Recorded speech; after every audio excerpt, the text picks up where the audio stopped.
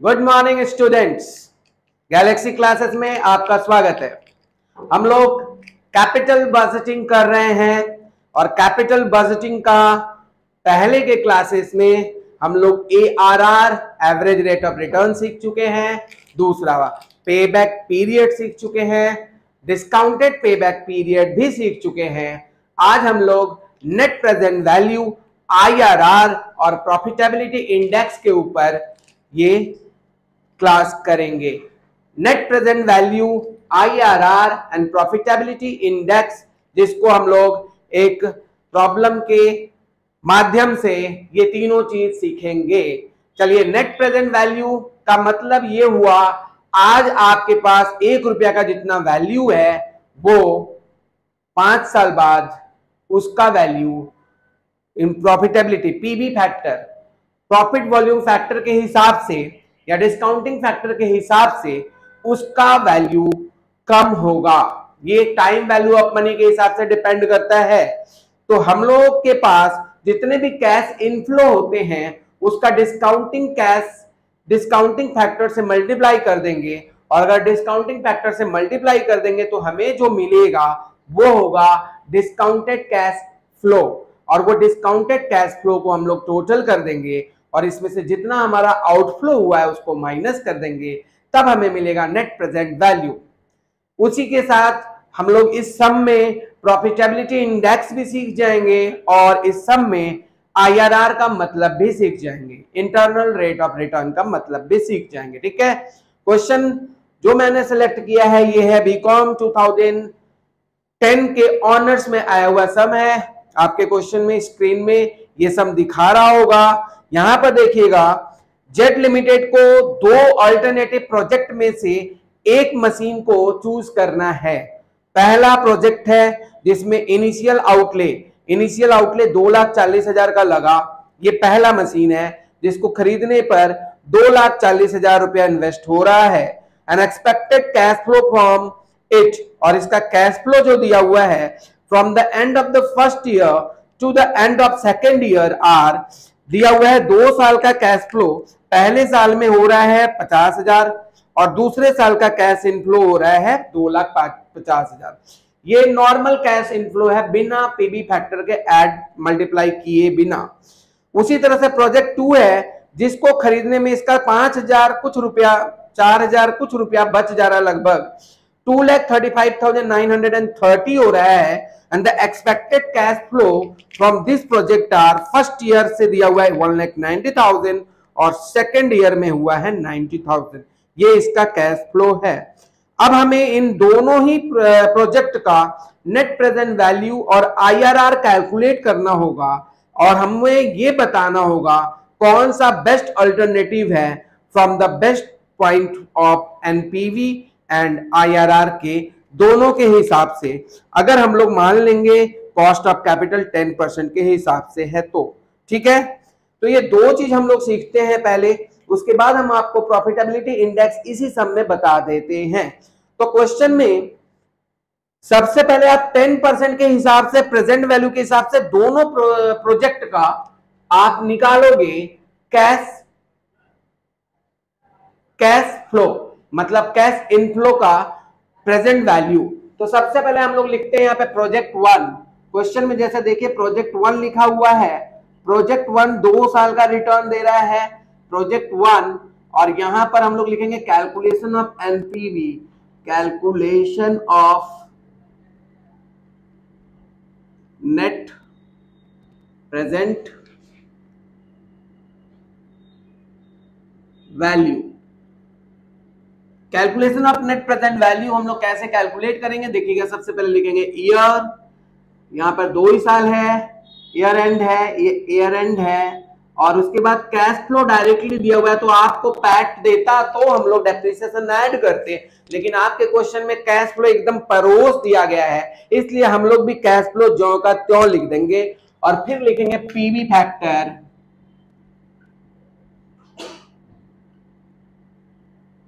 और फिर लिखेंगे डिस्काउंटेड कैश फ्लो।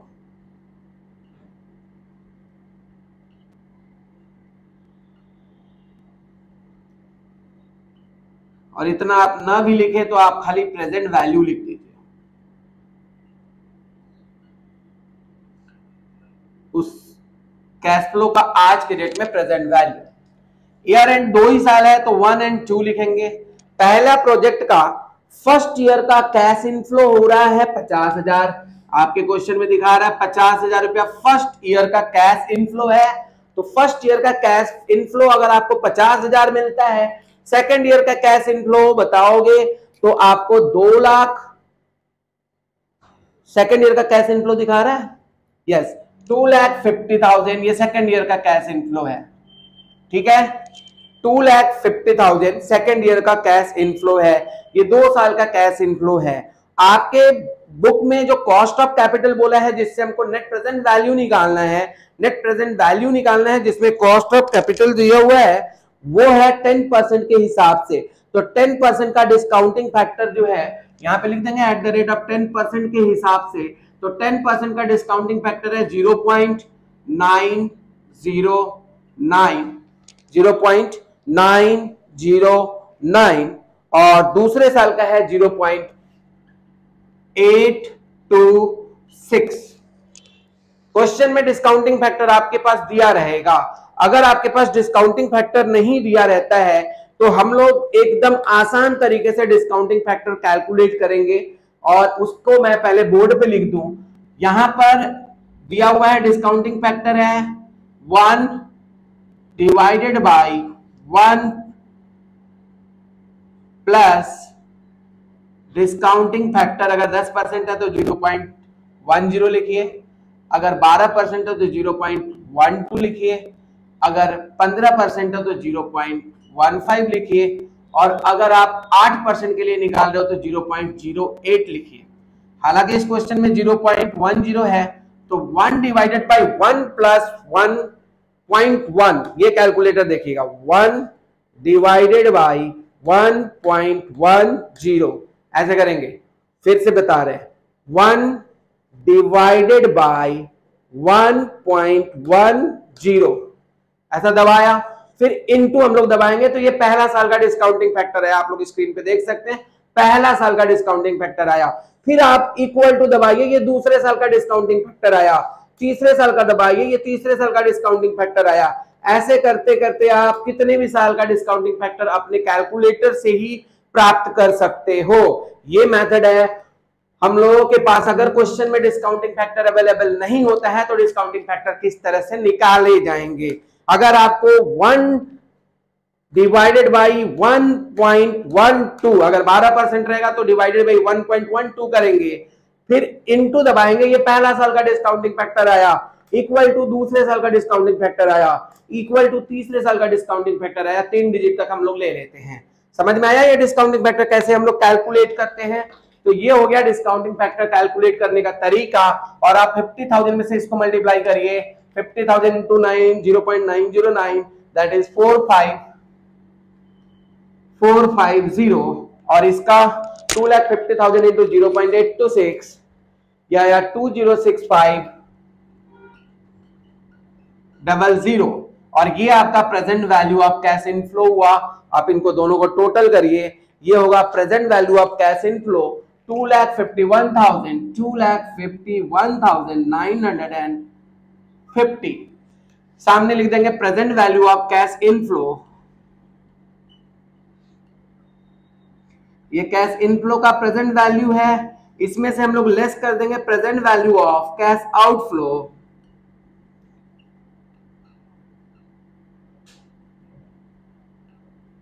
तो present value of cash outflow हम लोग को पता था 2,50,000 का इन्वेस्टमेंट किया गया था इस प्रोजेक्ट में। 2,50,000 का इन्वेस्टमेंट करेंगे तो कितना आया,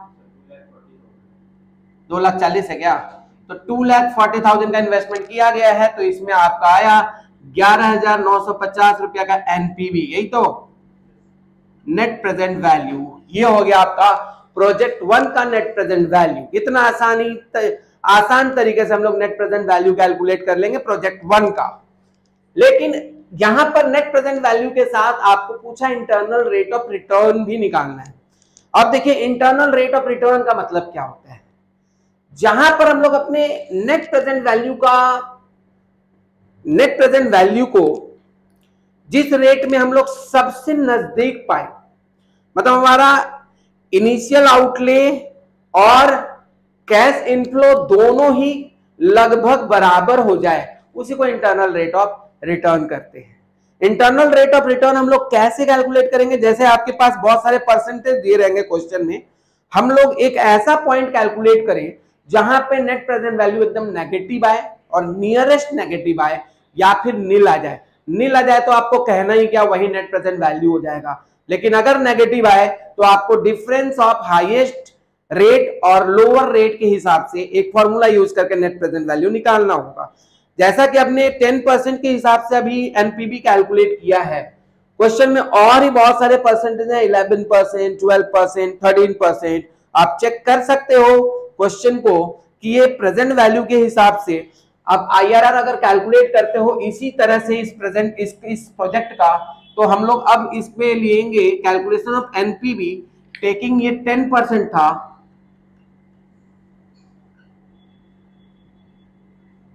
प्रेजेंट वैल्यू फैक्टर। अब इसी को हम एक बार 12% के हिसाब से लेते हैं, तब चेक करिएगा calculation of NPV taking 12% PV factor. करने का कारण यह है कि आपको 11,950 से और थोड़ा कम करके हमको अपने प्रेजेंट वैल्यू को लेकर आना पड़ेगा। और जहां पर आपका नेट प्रेजेंट वैल्यू और एनपीवी दोनों बराबर हो जाए, मतलब नील हो जाए आपका, आउटफ्लो से इनफ्लो से आउटफ्लो, वो फैक्टर, वो पॉइंट हमारा आईआरआर कहलाएगा। ऐसे इस क्वेश्चन में हम 12% के करीब जाते हैं। एक बार तो देखते हैं, ईयर में लिखेंगे 1-2, कैश फ्लो अपना कितना है 50 एंड 2,50,000। अब 12% के हिसाब से डिस्काउंटिंग फैक्टर आप कैलकुलेट करेंगे, 12% के हिसाब से डिस्काउंटिंग फैक्टर आप कैलकुलेट करेंगे। तो चलिए कैलकुलेट करते हैं 12% के हिसाब से डिस्काउंटिंग फैक्टर, जो आपको क्वेश्चन में भी दिया हुआ है। आपको निकालना तो सिखा ही दिए, क्वेश्चन में दिया हुआ है 12% के हिसाब से फर्स्ट ईयर का है 0.892 और सेकेंड ईयर का है 0.797। ठीक है, ये आ गया। निकालना आपको फिर से मैं सिखा देता हूं एक बार। 1 डिवाइडेड बाई 1.12 इंटू दबाइए, देखिए 892 फर्स्ट ईयर का है, 892 फर्स्ट ईयर का है, इक्वल टू दबाइए, इसके बाद कुछ नहीं दबाना है, 0.797 आपका सेकेंड ईयर का है। तो ये हो गया आपका डिस्काउंटिंग फैक्टर निकालने का तरीका। अब आप मल्टीप्लाई करिए, आप प्रेजेंट वैल्यू पाओगे।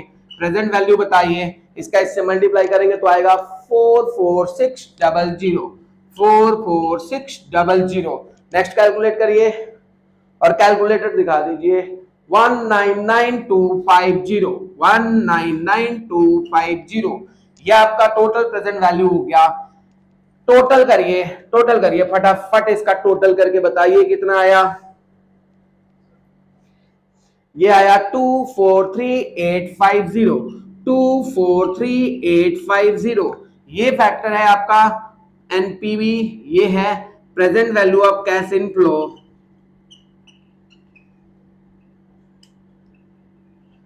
इसमें से लेस करेंगे present value of cash outflow.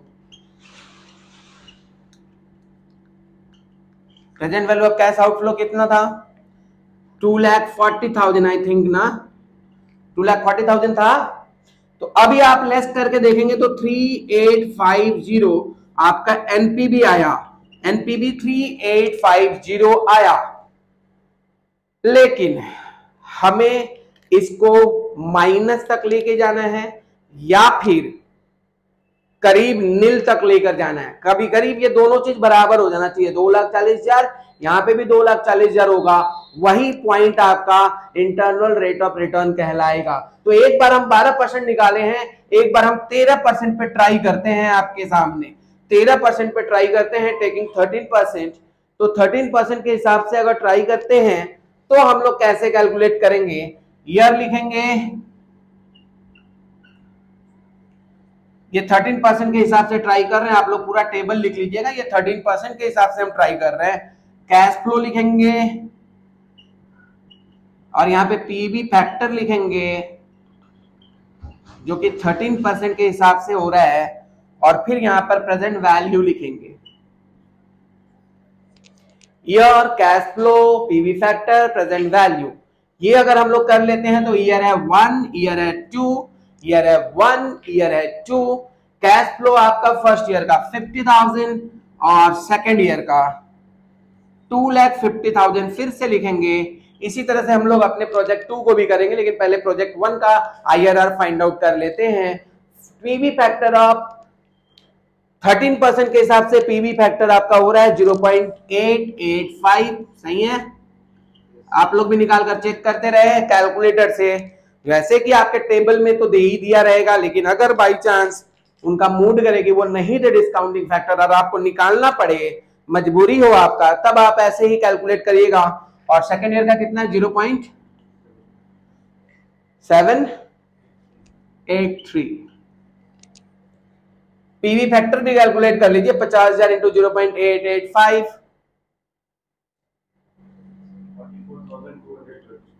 44,250। उसी के बाद 2,50,000 इंटू 0.8783, 1,95,750। अब आप इसको टोटल करिए।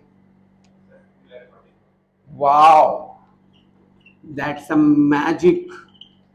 ये मैजिक हो गया कि कैश इनफ्लो आपका एग्जैक्टली उतना ही अमाउंट आया जितना अमाउंट आप कैश आउटफ्लो किए थे। तो ये है present value of cash inflow. इसमें से लेस कर देंगे क्या, present value of cash outflow.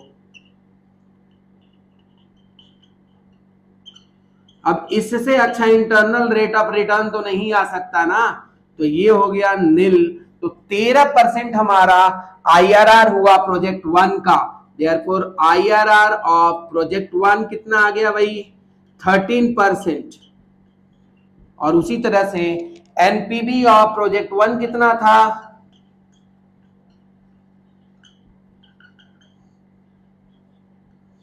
NPV of project 1 हम लोग ये कैलकुलेट किए थे 11,950 10% के रेट के हिसाब से। तो ये हमारा प्रोजेक्ट 1 का आंसर है। आईआरआर 13% आ गया, क्योंकि यहां पर 13% एक ऐसा पॉइंट है जहां पे आपका कैश आउटफ्लो कैश इनफ्लो को मैच कर देता है। तो अगर ये माइनस कर देता तो हम लोग इन दोनों परसेंटेज के बीच में डिफरेंस ले लेते 12% एंड 13% के हिसाब से, वो फॉर्मूला के हिसाब से दूसरा सब में बता दिया जाएगा। लेकिन अगर नील आ गया तो उससे बढ़िया आईआरआर का कोई फैक्टर नहीं आता। तो ये आ गया। इसी के बाद हम लोग तुरंत प्रोजेक्ट 2 करते हैं। प्रोजेक्ट 2 का निरीक्षण करते हैं और पता करते हैं क्या वो इससे बेटर प्रोजेक्ट है from the view point of NPV and IRR. तो चलिए हम लोग आप प्रोजेक्ट 2 का डिस्क्रिप्शन करें।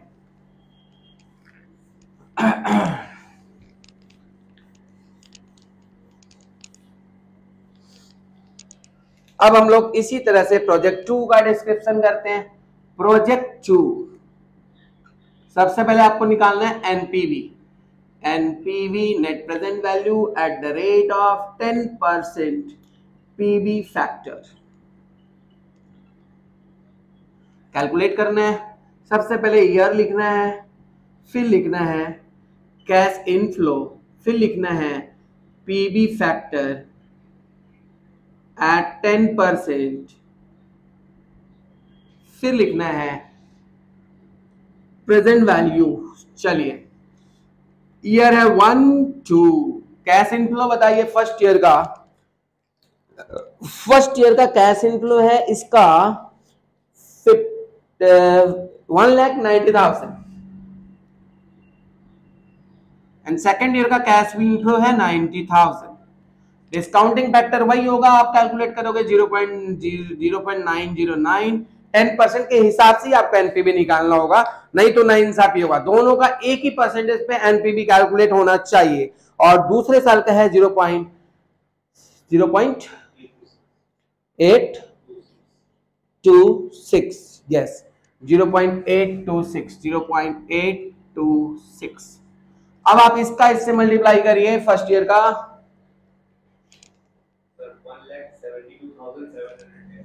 1,72,710 और 90,000 इंटू 0.826 करके कितना आया? 74340। अब आप इन दोनों को ऐड करिए, ये होगा present value of cash outflow inflow कितना? 50। इसमें से लेस करेंगे present value of cash outflow. Present value of cash outflow था 2,35,000 समथिंग ना, 2,35,930, 2,35,930 ये था 2,35,930। अब इसका प्रेजेंट वैल्यू कैलकुलेट करिए। 11,120 आ गया एनपीवी। ये हम लोगों का एनपीवी आ गया। प्रोजेक्ट 1 का एनपीवी था 11,950, जबकि प्रोजेक्ट 2 का एनपीवी है 11,120। तो from NPV point of view we should select the project number 1, we should select the project number 1 as NPV is higher than project 2। अब हम लोग बात करें इसका आईआरआर, क्योंकि आईआरआर उसका तो 13% आया, लेकिन इसका कितना परसेंट आया ये आपको निकालना होगा। जितना ज्यादा रेट में आईआरआर मिलेगा वो हमारा एक्सेप्टेबल होगा। जैसे पहले वाले प्रोजेक्ट का आईआरआर 13% था, तो इसका आईआरआर अगर 14% होगा या 15% के बीच में होगा, 14 और 15% के बीच में होगा, तो ये एक्सेप्टेबल होगा। तो सबसे पहले हम लोग आईआरआर निकालने का बात यहाँ पे कर लें। ये तो था एनपीवी, यहाँ पर प्रेजेंट वैल्यू 11,120 आया। चलिए एक बार हम 12% के हिसाब से, यहाँ पे हालांकि 11% दिया हुआ है आपके क्वेश्चन में, लेकिन एक बार आप 12% के हिसाब से सिलेक्ट करिए और चेक करिए क्या एनपीवी लगभग 0 के करीब पहुंच रहा है। अगर 0 के करीब पहुंच रहा है तो हम लोग को फिर से चेक करना होगा 13 या 14% पे। अगर माइनस आ गया तो दोनों के डिफरेंस में हम लोग आईआरआर कैलकुलेट करेंगे, लेकिन वैसा मौका आने तो दो पहले कि दोनों के बीच में माइनस का फासला हो। तो आप सबसे पहले आप निकालोगे प्रेजेंट वैल्यू प्रोजेक्ट बी का, ये प्रोजेक्ट 2 है, इसका आईआरआर निकालने के लिए हम लोग लिखेंगे NPV at the rate of 12% discounting factor या पीबी फैक्टर। ठीक है, एनपीवी एट 12% पीबी फैक्टर। यहां पे हम लोग लिखेंगे ईयर, यहां पे लिखेंगे कैश इन फ्लो, यहां पे लिखेंगे पीबी फैक्टर 12% पर, और यहां पे लिखेंगे प्रेजेंट वैल्यू।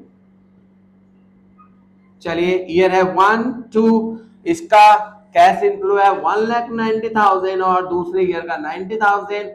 12% के डिस्काउंटिंग फैक्टर पे कितना डिस्काउंटिंग फैक्टर होगा 12% पर, तो आप देख सकते हो 0.892 आपके सम्स में ही दिया हुआ है 892, और दूसरे साल का डिस्काउंटिंग फैक्टर है 0.797। अब जल्दी से मल्टीप्लाई करके इसका प्रेजेंट वैल्यू निकाल दो भाई। पहले साल का है 169,400, 169,480, 169,480, और दूसरे साल का डिस्काउंटिंग फैक्टर आया 71730, 71730। इसका इससे मल्टीप्लाई कर रहा है भाई और कुछ नहीं कर रहा है। टोटल मिलाकर आ गया कितना? टोटल मिलाकर आ गया 241210, 241210। ये हो गया NPV present value of inflow, cash inflow, less करेंगे present value of cash outflow, और आउटफ्लो आपका हुआ था 2,35,930। ये आया आपका पॉजिटिव में, और पॉजिटिव में आया थोड़ा इससे कम, और ये कम अमाउंट है 5280। ये एनपीवी आ गया, लेकिन आपको संतुष्टि अभी नहीं मिलना चाहिए, क्योंकि लगभग इससे कम आ सकता है वो 13% पर, और अगर हम 14% लेते हैं तो शायद नील के करीब में पहुंचेगा, इसलिए मैं 13% को स्किप करके एक बार अंदाजन 14% पे एनपीवी निकालने का ट्राई करता हूं। ये ढूंढना पड़ेगा भाई, समंदर में मोती ढूंढने के जैसे है ये एनपीवी आईआरआर का पॉइंट ढूंढना। तो इसीलिए हम लोग NPV at the rate of 14% discounting factor पे करते हैं एक बार कैलकुलेशन। अगर ये नेट प्रेजेंट वैल्यू जीरो या माइनस में आ जाता है तो 13% एंड 14% के बीच में या 12% और 14% के बीच में आप कैलकुलेट कर सकते हो। तो फिर से एक बार वही चीज करेंगे, एक ही चीज आप बार बार कर रहे हो, देख लीजिए। Year, cash inflow, PV factor और प्रेजेंट वैल्यू। पीवी फैक्टर इस बार हम 14% पे ले रहे हैं, तो अगर आप देखिए ईयर है 1 2 और कैश इनफ्लो है 1,90,000 और यहाँ पे है 90,000।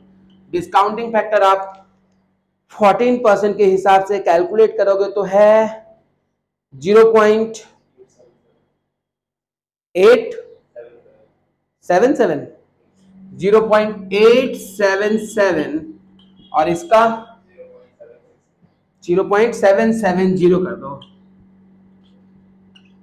ठीक है। अब आप मल्टीप्लाई करिए इसका 1,90,000 इंटू 0.877 कितना आया? 166,630 1,66,000 कितना है? 6 ठीक से बताओ, 66,630। फिर से बोलो 1,666,30। अच्छा 30 हम बोले 630 लगाना हो गया। 1,66,630 और 90,000 इंटू 0.770 कितना हो गया?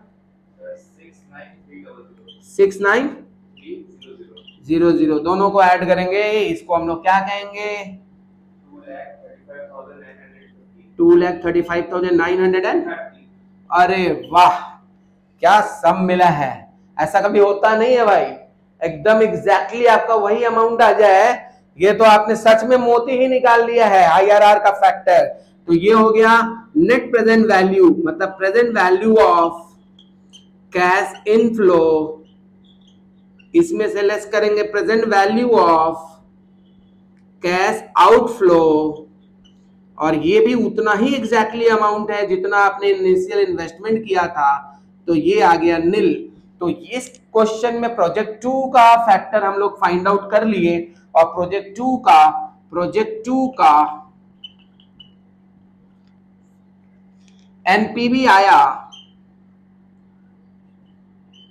ये 11,120 और आईआरआर का पॉइंट आया 14%, क्योंकि 14% में ये नेट प्रेजेंट वैल्यू एकदम नील आ जा रहा है। मतलब आप जितना इन्वेस्टमेंट किए हो वो सारा इन्वेस्टमेंट रिकवर कर लेते हो 14% में, और तब जाकर आपको आईआरआर फैक्टर मिल गया। और अब हम लोग इसको रैंक देने वाले हैं from the view point of NPV और आईआरआर के हिसाब से। तो पहले हम लोग क्वेश्चन का जवाब दे दें, लिखेंगे किस तरह से हम लोग इसका रैंकिंग करेंगे प्रोजेक्ट का।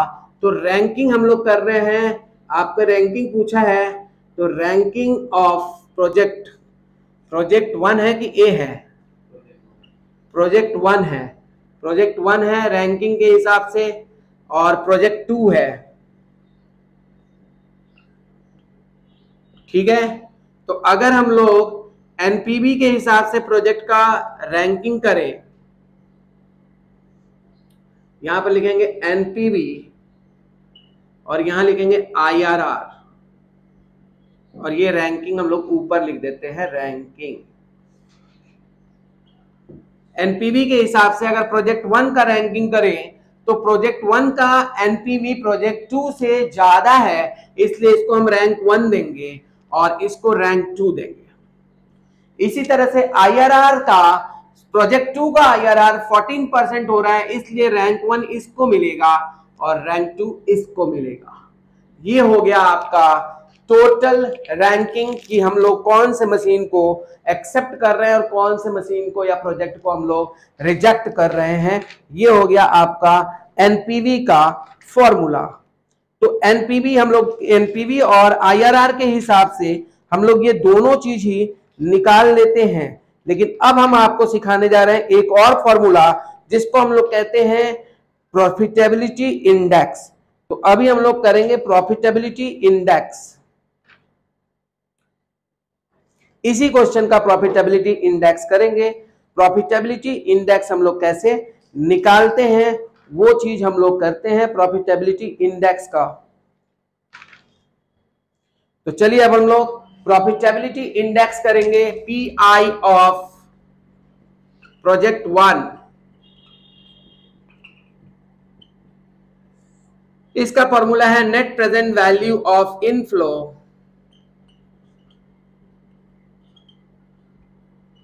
Divided by net present value of outflow. तो अगर हम 10% के हिसाब से प्रोजेक्ट 1 का लें, net present value of inflow project 1 का कितना था? चलिए हमारे सामने प्रोजेक्ट 2 है, 10% के हिसाब से हम इसी का प्रोजेक्ट 2 का निकाल लेते हैं। प्रोजेक्ट 2 का निकाल लेते हैं, प्रोजेक्ट 1 का आप लोग खुद ही कर लीजिएगा। देखिए नेट प्रेजेंट वैल्यू है ऑफ आउटफ्लो 2,35,000 और present value of cash inflow है 2,47,050। तो 2,47,050 डिवाइडेड बाई 2,35,930 ये आपका प्रॉफिटेबिलिटी इंडेक्स आया। ये भी जिसका ज्यादा होता है उसको एक्सेप्ट करते हैं हम लोग। तो देखिए प्रॉफिटेबिलिटी इंडेक्स आप कितना कैलकुलेट कर दिए, फटाफट इसका कैलकुलेशन करिए, डिवाइड करके बताइए हमको प्रॉफिटेबिलिटी इंडेक्स कितना आया। तो इस क्वेश्चन में प्रोजेक्ट 2 का प्रॉफिटेबिलिटी इंडेक्स कितना आया? 2,47,050 1.047। उसी तरह से आप लोग प्रोजेक्ट 1 का भी 10% के हिसाब से project value, present value of cash inflow और present value of cash outflow को डिवाइड कर दीजिएगा तो आपको प्रॉफिटेबिलिटी इंडेक्स मिल गया। इस तरह से हम लोग अपने कैपिटल बजटिंग के सभी टॉपिक्स को सीख चुके हैं, जिसमें सबसे पहले एआरआर सीखे, फिर हम लोग प्रेजेंट पेबैक पीरियड सीखे, डिस्काउंटेड पेबैक पीरियड सीखे, एनपीवी और आईआरआर और प्रॉफिटेबिलिटी इंडेक्स का फॉर्मूला कैसे यूज करते हैं वो आज सीखे। अब हम लोग इसके कुछ इंपॉर्टेंट सम्स जो कैलकाटा यूनिवर्सिटी बीकॉम 2000 जिस ईयर में आया हुआ है वो हम लोग नेक्स्ट वीडियो में प्रेजेंट करेंगे और ये हमारा कैपिटल बजटिंग का समाप्ति हो जाएगा, सीखने का काम खत्म, प्रैक्टिस शुरू नेक्स्ट वीडियो से। तब तक के लिए keep learning, keep studying. Thank you, bye bye.